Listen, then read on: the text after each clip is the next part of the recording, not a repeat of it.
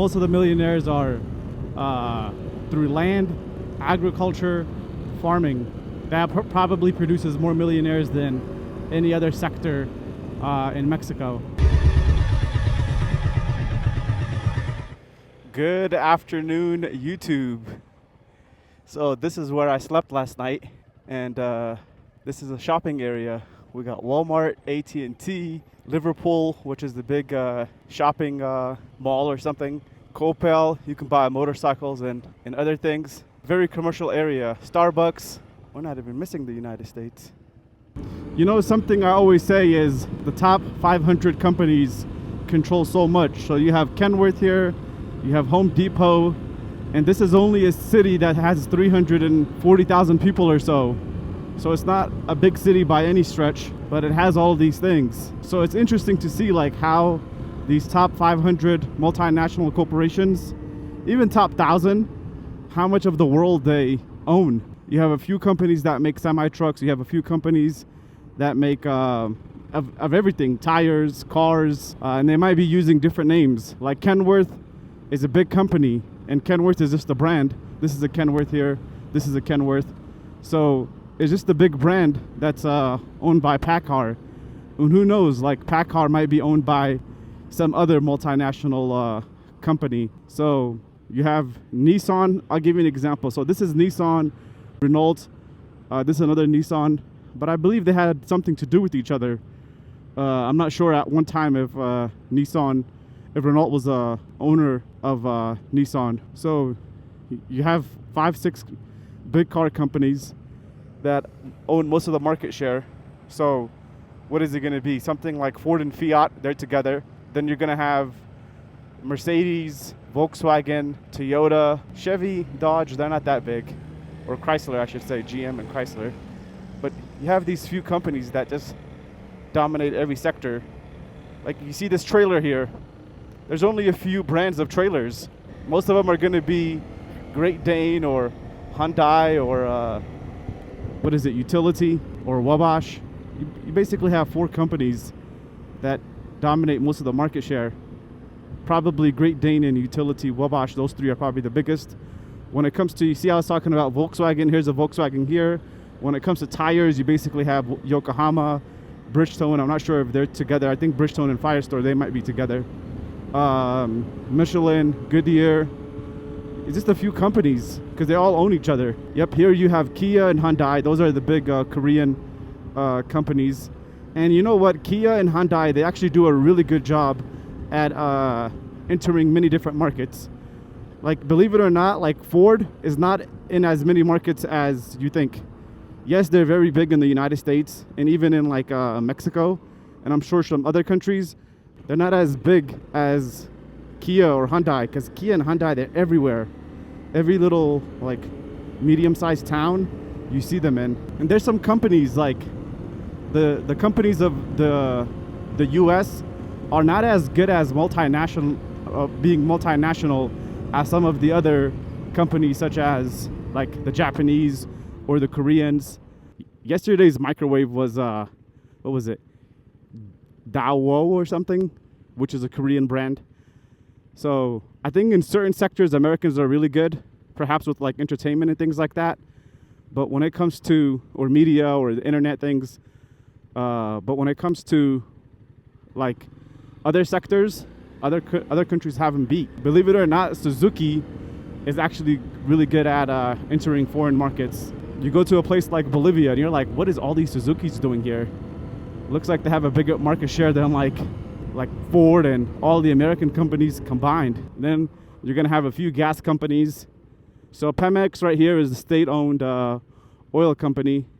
But then within that in Mexico, you are gonna find Chevron and Arco and BP and a few others, Shell. So, and those are the big players, you know.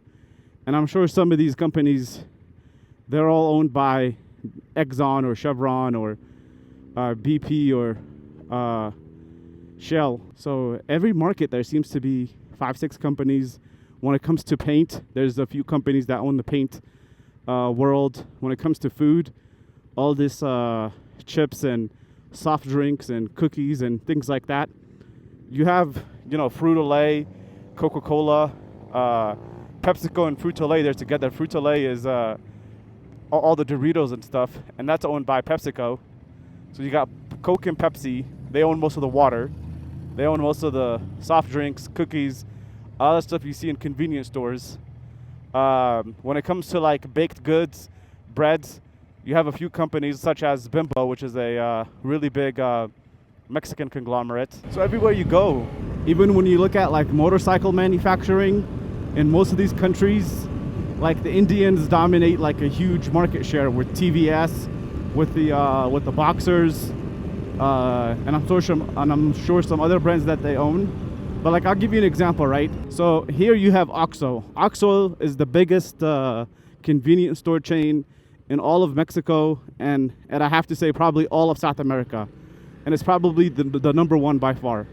So they're everywhere. There's 16,000 locations. About 90% of them or so are in Mexico. So the thing to know about them is, guess what? They're owned by FEMSA. So you ask, what is FEMSA? Well, FEMSA is Coca-Cola, and that is Mexico's biggest bottling company, and the biggest Coca-Cola bottling company in the world. So all of these things, you're like, oh, wow, this is a Mexican brand. Yes, it is. But then again, it's owned by Coca-Cola is an owner of Oxxo. I think Coca-Cola owns 49% of FEMSA, and 51% goes to the Mexican group. I think there are some things that are more localized, that make the multinationals a little bit difficult, that make it more difficult to globalize, such as bricks, cement, sometimes building materials. Building materials can be very localized because you're going to need to source a lot of the raw material locally most of the time. But even within that, like most of the car oil, motorcycle oil is going to be Mobil, Rotella, which is maybe Shell or something. So it's just amazing to really see. Even though we are outside of the city limits of Tehuacan, this is still the surrounding areas. So let's quickly just talk about Tehuacan. So the city was founded by the Spanish in the year 1660. It's the second largest city in the state of Puebla. And if you want to know the first, that is going to be Puebla. Tehuacan is close to the border of Guerrero, the state of Guerrero, and is also close to the border of Oaxaca. I would say it's probably like 60, 55-ish kilometers to the border of Oaxaca. So it sits in a pretty good location. The population is going to be about 357,000 people.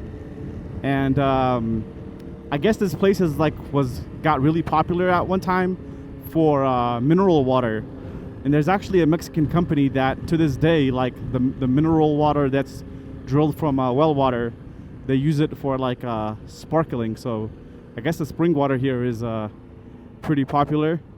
We cannot talk about Tehuacan without talking about NAFTA and a lot of Mexico. NAFTA is very crucial to it. So when 1994, when NAFTA was signed, Tehuacan exploded with people. So, I mean, hundreds of thousands of people came into the city just within decades. And at one time, it had a negative employment rate, which was caused by all of these sweatshops, factories that made blue jeans. So companies such as Gap, Guess, Old Navy, JCPenney, they all had factories in this area. And it is interesting to read that it has a negative unemployment rate. I mean, how does that happen? You have a negative unemployment rate. So there are more jobs than people. So I guess it was at zero. So everybody was working. Then, of course, with everything, there becomes a boom and a bust. And it had its bust in the mid-2000s. And a lot of the shops went out of business. So at the peak, it was more than 700 factories called maquiladoras. But at this moment, it's probably around the same amount. They might have transitioned to doing different things. But the sweatshops, cheap labor, and a lot of the goods, of course, going to the United States. That's what made the population grow, and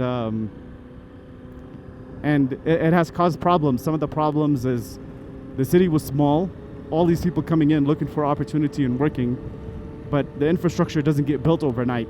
People can come in a year or two, or 6 months, or 3 months.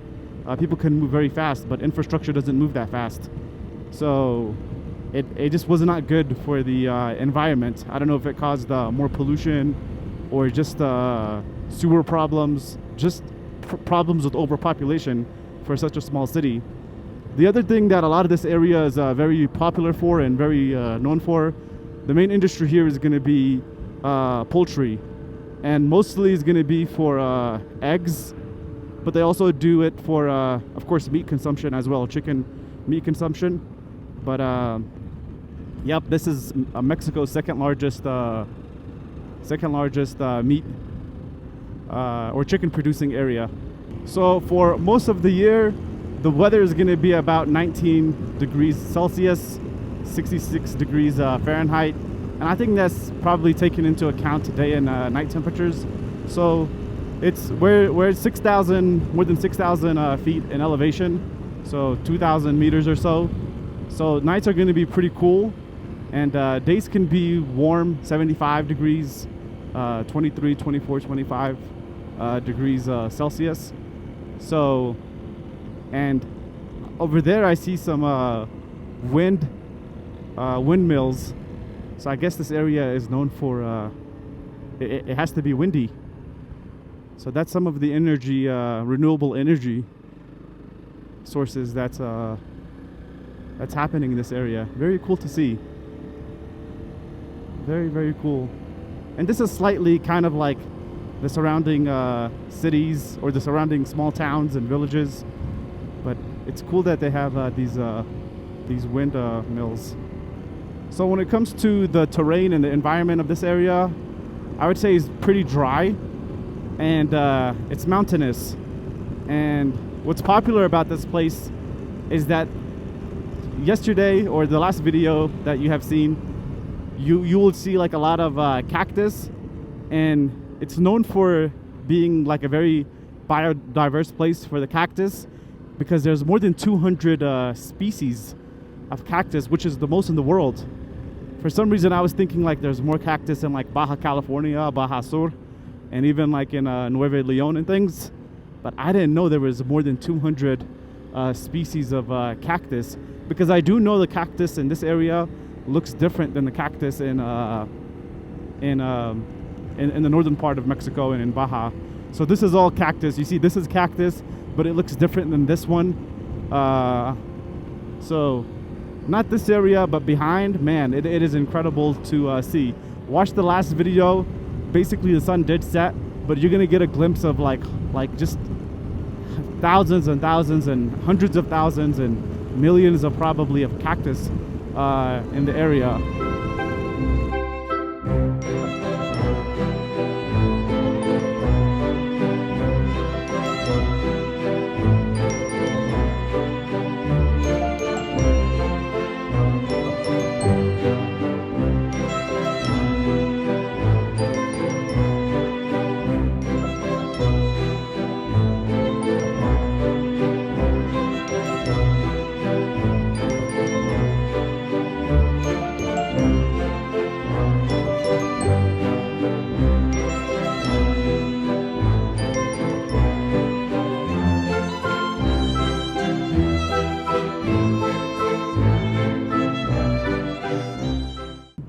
All right, we are 188 kilometers away from our destination in Veracruz.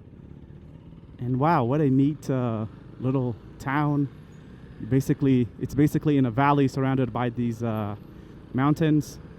We have significantly dropped in elevation from probably more than 2,000 meters. And what are we now? We're at 1,300 meters. So about 1,000 meters or so we have dropped. And yes, it does get warmer. So in Mexico, it's pretty common to see like these young men or so on the road asking people like for money or trying to stop them. They don't really mess with like motorcyclists, but what they do is what they're doing is they're I don't know if they're like coloring. Sometimes they color the speed bumps, and sometimes they remove them. So for like their effort, and sometimes they also fix the road, slightly fix the road. So like if there's like a pothole, they might patch it up. And for their effort, they're like, yo, like I'm helping you and your vehicle ride more smoothly and more safely. So you know what? Give me like $1 or 50 cents or 10 pesos or 5 pesos. And that's what they do. And sometimes they're just hustlers. They don't want to work. And they're like, hey, I can make my $10 a day while trying to hustle these trucks and cars that are passing through. So, but good thing they don't have like a rope like in the last video. So we are 25 kilometers away from Cordoba, and as far as Cordoba, people would come and work in the factories of Tehuacan. So that is very interesting.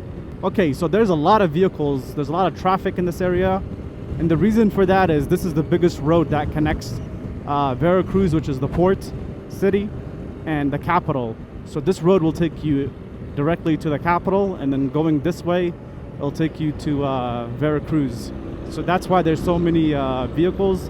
But generally speaking, in most roads of Mexico, even if they're kind of like big, you don't have as much usage. But if there's going to be like trucks and stuff, then it's going to be used. I don't know if I have said this in any videos, but like I said, like Mexico and the US, one thing they have like in common is the reliance on trucks, and trucks moving most of the goods within the country and trading between the two countries. But one thing that's interesting to see is in America, trucks cannot be this long. So the trailers cannot be this long. So this has 2 trailers, for example, like this Copel, which is one of the biggest retailers in Mexico, and I believe in some way they work as a bank as well. So they have like banking functions. But you see, these are very 2 long trailers. So this is a long trailer and this is a long trailer. You might have like 90 feet or so, 30 meters or 25 meters, and that's something you don't get in the United States. It's usually 53 feet, and if they're going to have 2 trailers, which they do have multiple trailers, it's going to be 26 feet for one trailer and 26 feet for the other trailer. But in Mexico, they have like the flatbeds. These are like probably standard length, or maybe 40 feet, 45 maybe, and there's 2 of them. So it's not that the roads are better in Mexico, or it's not that they're built to a stronger grade, but I guess it's just the law that allows them to move this. So this is like interesting to see, you know, like imagine how much efficiency is gained by having these 2 trailers. Orizapa. We are in Orizapa, and Orizapa is like one of the magical cities of Mexico. It's one of the 132 Pueblos de Mexicos. Okay, so far they got the nice trees. The road seems orderly. There's bad driver over there.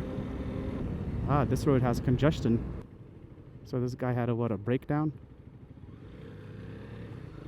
Yeah, it's police that's pulling him over. He did something. Or maybe he didn't. They're just messing with him. I guess they got to make their money somehow. So on that topic, let me tell you guys, like in Mexico, people like anybody that talks about Mexico, they say, oh, corruption, police are corrupt. But I think the police in Mexico are like much more lenient than in the United States. Like when it comes to speeding, when it comes to riding on the shoulder, when it comes to doing like many things, Mexican police are just like, yo, don't screw up too much, and don't kill no one, don't do nothing crazy, and we'll leave you alone. Now I know, like in the big cities, you have to like really use your helmet, and of course, like I have my helmet on. But in the big cities, like they can be a little bit more of a stricter on certain things. So yeah, I find the police in Mexico to be like pretty professional. If they stop you at like a checkpoint where everybody has to go through, especially when crossing state borders, I find them just to be like, hey, where are you going? Where are you coming from? And have a wonderful day. That's been the extent of my time with them. Like I haven't been extorted, or hey, can you give me money? Or, I mean, I've spent a considerable amount of time in Mexico, and like I said, they have not asked for, no one has checked my bag yet. No one has checked my bag. Can you believe that? No one has asked me for my driver's license. One place asked me like, where's your passport? I show them the passport and they're like, okay, good. Keep going. No one has asked for my import documents. Now, what I will say about those like temporary import vehicle documents is you want to have them because when you're leaving the country, if you're going to Guatemala or Belize, I'm sure they're going to want it. And if you don't have it, it's like, hey, you might need to go all the way back north or something to get one, or something. It's hard to believe at this particular moment, but this is one of Mexico's most rainiest regions. So because we're going to sea level, we have to get to 0 feet, 0 meters in elevation. So like the last time I said we were at 1,300 meters, and we're still going down. So there's this refinery. I don't know what they're refining, but it is emitting a lot of smog. Cordoba.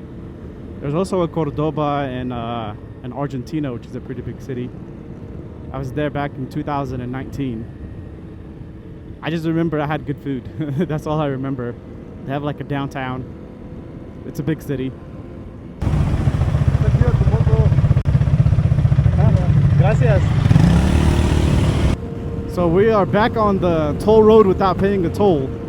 So what's happening is that the moment it starts getting near the toll booth, the GPS is basically making us get off the exit.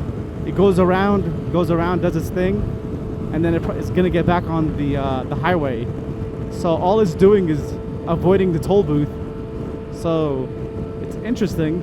I guess the reason the toll booth company and toll company can't stop it is because there might be valid people that like live in those other exits. So they don't know like what you're doing. If you're gonna like get off the exit, ride 10, 15 kilometers, get back on the section where it's not like where there is no toll station. But it's a bizarre thing. Okay, so this here is Cordoba, and it is amazing to see like an hour and a half away or so, or even maybe more, people were traveling like this far to Tehuacan to work in those shops. You know, when you're on these big roads, you will figure out like which companies are big within the country, because all of these trucking companies, they like to have their like logo on the trucks. So without even like going to all these cities, you can tell like how big Copel is, because they have so many trucks, so many locations within the country. But the problem with them is they pass each other, and it takes them such a long time to pass each other. And the fact that they have like 90 feet trailers, it's even longer. So yep. See, the tanker is flying. The tanker is going 70 miles. He's flying. But it's these Copel trucks that are, they're governed. I'm sure they have like a speed governor on them, so they can only go so fast. And this one probably doesn't. This reminds me of like riding in the US, driving and riding in the US.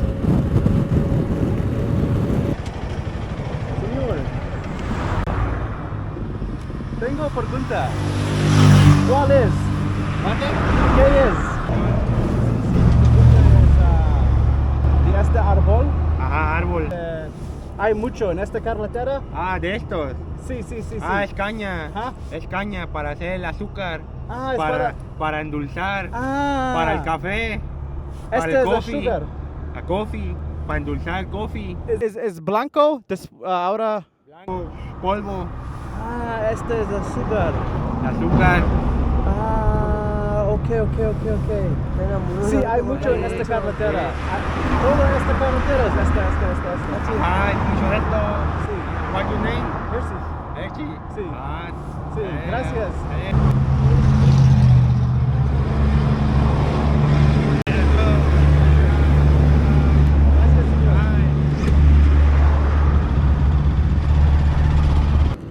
So I just stopped because there's so many of those like trucks carrying like those it's sugarcane. I assumed it was sugarcane, but I'm like, why does it look so dirty? See, so all of these trucks, so the trucks going this way are carrying the loaded sugarcane, and if they're going this way towards Veracruz, they're carrying it's empty, and they're just gonna reload. So, like I don't know like what they make and things like that. But sugar cane, and then so the guy was saying like they'll make like sugar. I'm like sugar cane, and it'll be white. I guess it's just white. They're gonna make it into white sugar for coffee or for whatever. Sugar, it's sugar. I'm like okay, now it makes sense. Cause I was like, what? It can't be like scrap. It didn't look like bamboo. This is not Vietnam.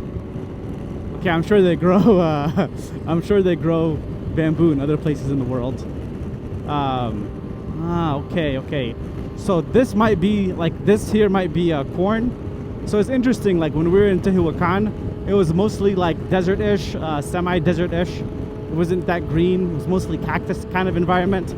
And just like 2 hours later or so, we're in lush like green plains, slight mountains. So this is where sugarcane is grown. Interesting. Sugarcane is grown, maize is grown, corn. A lot of other things are grown in this area. But I was like, what are they doing? I knew it was sugarcane. No, I didn't know it was sugarcane. I assumed it was sugarcane. Tú eres de África, ¿qué parte? Somalia. Somalia, tú eres somalí. Sí. Yo he visto muchos somalí, mucha pobreza. Ahora sí. Muchos niños. Sí, ahora sí. Ahora es mal. Sí. Pero espero en futuro es mejor. Porque, por ejemplo, en México tal vez 100 años hace, cuando existe el tiempo de Porfirio Díaz, existe el tiempo mal. Sí, exactamente. Y con Mucha pobreza. revolución y poco a poco a mejor. Más que nada los gobernantes. Sí. Sí. Hoy ya tenemos un buen presidente. ¿Ahora? ¿Te gusta? Sí, Muchas personas te gusta él. apoya mucho. Sí. Sí, apoya mucho. ¿Esta carretera es cuántos años? Esto después del tiempo de Porfirio. Este es de tiempo de Porfirio. Porfirio. ¿Y de otra, de Cota? Y la gota esa es la más reciente. Estamos hablando como de los... Esa de Veracruz, de la de Córdoba a Veracruz, estamos hablando como los 90, como en el 95, 98, por así. Como 25, 30 años. Como 25 años. Ah, ok. Hay otra más nueva. La que va para Cuatza tiene como 10 años. Ok, es nuevo. Sí, la que no es Cuatza. Sí. Jalapa tiene que tener como unos 10 años también. Sí. No, ¿cuál es tu nombre? Ismael. Ismael. Es como árabe. Árabe. Tú. Ismael es nombre israelí. Ah. Árabe también. Sí. Gracias. Chido, amigos. Feliz día, señor. So what that guy was explaining was that, like, he's a very nice guy, Ishmael. I didn't know Mexicans had the name Ishmael, and he was like, hey, that's not an Arabic name, it's a Hebrew name. I was like, oh, interesting. So I don't know, like I didn't have this camera going, so it's difficult to get audio from him. But what he was explaining was a lot of the people in this state, the reason why they work in the north is because there's a lot of people here, especially in like the small towns and the mountainous towns in Veracruz. So because there's not like enough jobs, they end up working in the northern states. And he was saying like Chiapas and Tabasco, but what I was telling him was in Tabasco, like I don't really meet a lot of people from Tabasco or Chiapas. It's mostly the big three are Veracruz, Guerrero, and Oaxaca. Those are the big three. And he's like, hey, the people of Tabasco, they mostly work in Puebla and the state of Mexico and Mexico. I'm like, oh, okay, interesting. And this road was built under the Porfirio Diaz time. It's 100 years old, more than 100 years old. And this is the original like road that connects Mexico City to the capital to the port of Veracruz. And I think before, like this port here was a lot more popular, a lot more important as time has went and China has became more dominant.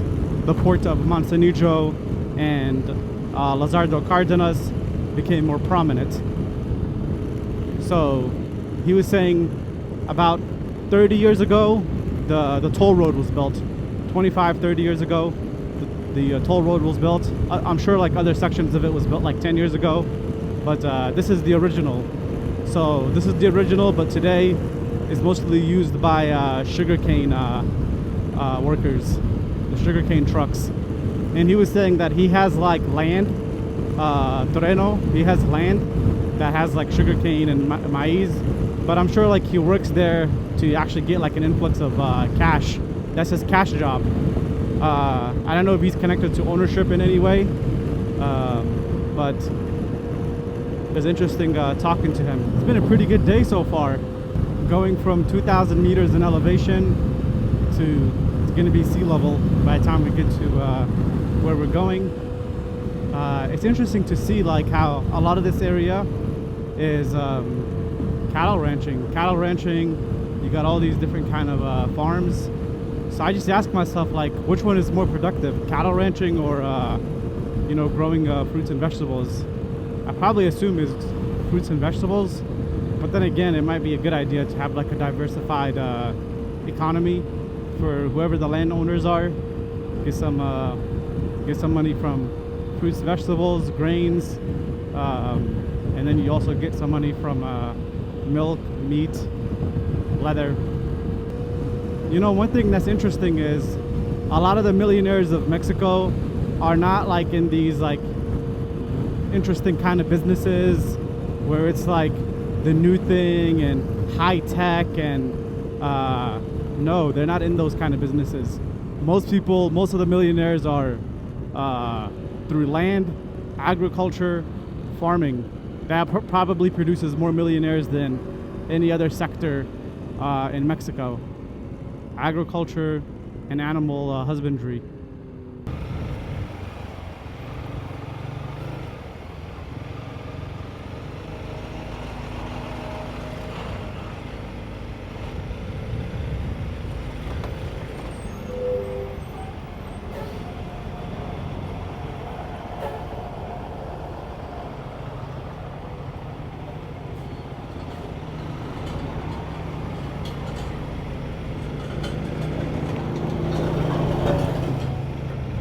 So all of this area here, a lot of the cars that's either imported from like Europe or the United States or maybe even like car producing countries like Japan or whatever, a lot of them is going to be like, this is their port.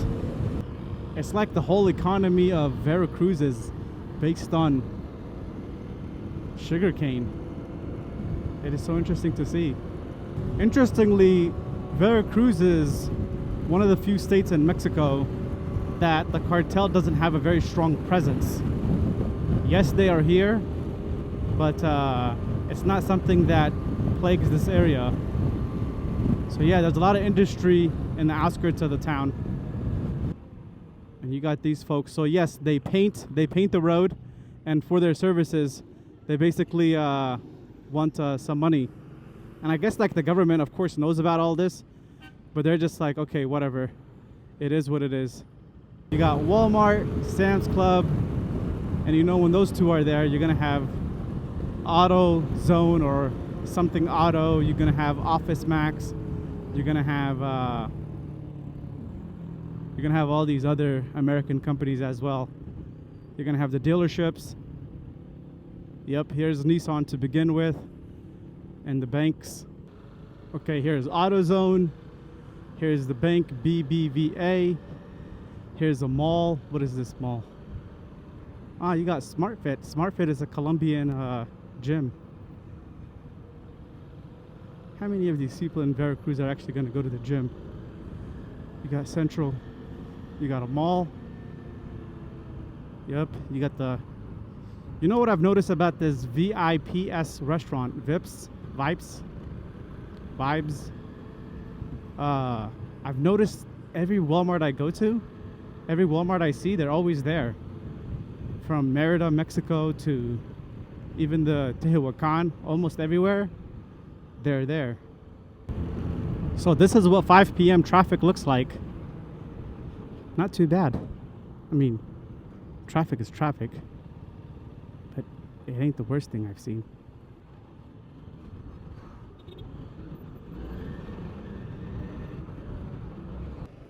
So this part is the industrial side of Veracruz here. Yeah, there's a lot of industry here. I mean, it's basically port.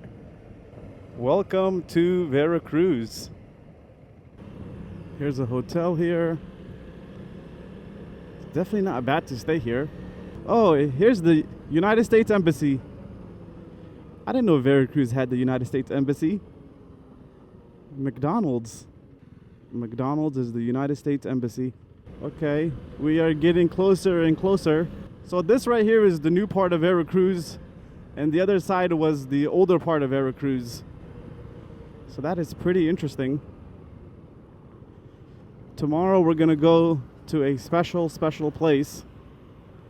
So you have tourists here, Mexican tourists from different parts of Mexico taking photos here. You got a gas station. See, Pemex and Oxxo are probably the two most popular companies or logos that you see in Mexico. I think so. Oxxo, Pemex. What's greater than that? Other than speed bumps. We are basically here. The hotel is going to be on the right side.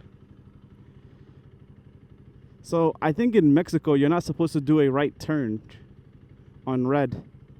But then again, he might be just going straight. We will see. And the hotel is this one. Down that way, they have very good pastries. All right, I took a shower, I rested. So let me give you guys a quick room tour. So this is $37 a night. It's actually a really good hotel. I've slept here before. So it's called Hotel Basico here in Veracruz, right near the beach. And it has like an industrial kind of like design, which is kind of interesting. Like when you first look at it, you're like, what are they doing? Did they not like do all the finishings? But it's actually like kind of cool how they did it. Like all the switches, the doors, things being exposed. So this right here is the mirror. That's my fat ugliness. So you got the sink, and they could have like done like different kind of finishing, like a regular typical hotel, but they're like, no, let's just do kind of like an industrial type of design. Shower, it does have hot water. Do your business over there. And let's just go on the beach and show you guys a little bit of Veracruz. There's too many parts of Veracruz that are just like run down. You have like these decent buildings, and then you have like this lack of kind of like development. And this is like prime real estate here. So I don't know exactly like what's going on, but it's not good. It's very important to respect the property rights of the landowners, but there should be some kind of stipulation that they will build it and make it look better.